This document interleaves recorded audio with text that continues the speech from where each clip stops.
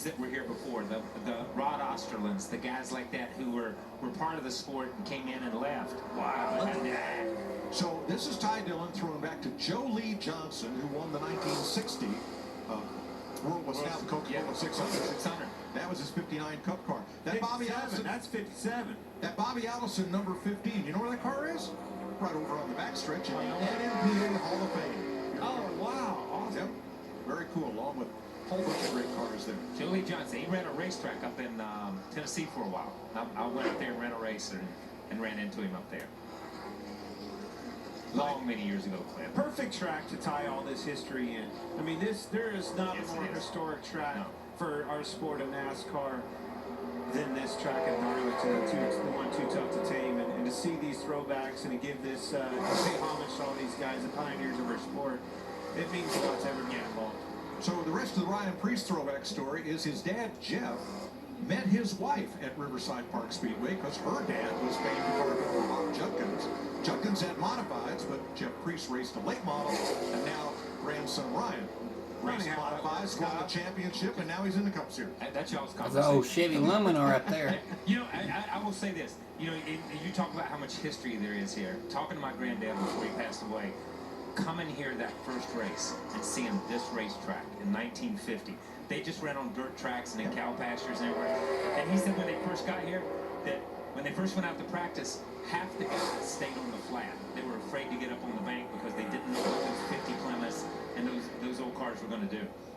Well, the idea of the banking, that was the runoff area. You raced on, most everybody raced on the flat. So this is the throw forward scheme, I guess, with Penske number 2 for Austin Cindric, making his third start at Darlington with the best finish here of 16th last fall. About run out of real estate off 4-0, so close. Goes at the top of the board for now. And here's the Tony Stewart throwback for Chase Briscoe we talked about earlier, the Turkey Night winner. Turkey Night 2000. What a Bobby. The May's been tough on them about the last 3 or 4 races. Just been off the pace with Chase Briscoe. Michael McDowell up next. Jamie? Ryan Blaney is the perpetual throwback. He's always a throwback for us. Ryan, I know the question here is always the ideal line, the fastest way around. What do you think at this point? Yeah, it always kind of switches up in practice, you know, and I feel like the race kind of gets that way too, you know.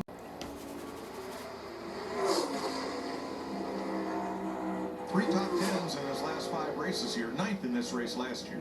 Fully committed there. Coming back down the hill, pointed right, staying on the fuel. All about 3 or 4, just like you spoke of earlier. A lot of momentum up there. So that's where SMT will get you. He didn't hit the wall, guys. It looked like he was in the wall there, but kept the throttle down. When you see him still making that car behind him small, that's why. Look at that. Top of the chart for Dillon, that bumps Allmendinger. Country crop. I like that on the side of this car. Again, it kind of looks like, well, exactly why Chastain's looks the way it does.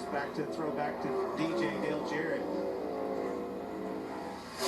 This paint job specifically throws back to the first year of the UPS 2001 in 2001. What a great ad campaign they had. You know, we want to race the truck. Oh yeah.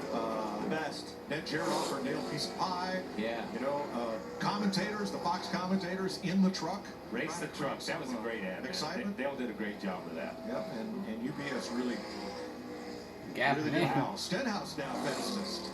And that bumps Eric Jones. Come on, Mississippi Native, woo! Great lap for him. 2002.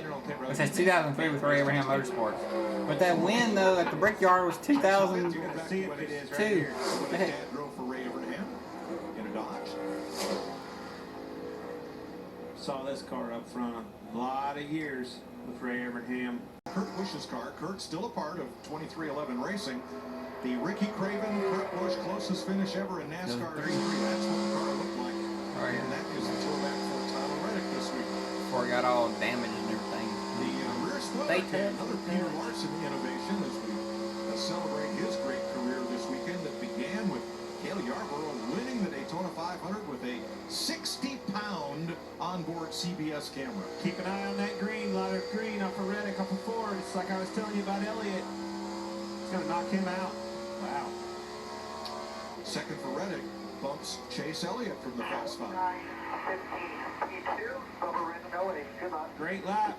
23:11. Both cars on top. I knew it. So that locks Wallace, Reddick, That's and the Stenhouse All-Star. in the Fast Five. Yeah, 1998 All-Star. There it is, guys. I told you. And this is, of course, a Jeff Gordon throwback paint scheme. Good looking car. The But DuPont run out of Illusion gas paints. on the last now, lap. NASCAR, because of the composite body panels, requires that every car be wrapped now. You can paint on top of the wrap, but you have to wrap it first. So for inspection, NASCAR can peel the wrap back and look at the hexagon pattern on the surface of all the body panels and make sure they haven't been sanded on or messed with. So that car's been painted on top of the wrap? Wow. We'll check on that. I don't think they could find a wrap that would duplicate the Chrome Illusion flip-flop paint, can they? Now that's ran too hard, got a little greedy. Now look at this. Chastain might push him out. I think he's going to, Kyle. Wow. Oh, second week in a row, Austin Dillon gets bounced out of the Fast Five by just that much. 5 100ths, 4.5 hundredths. A transfer from Group A into final round. Oh, yeah.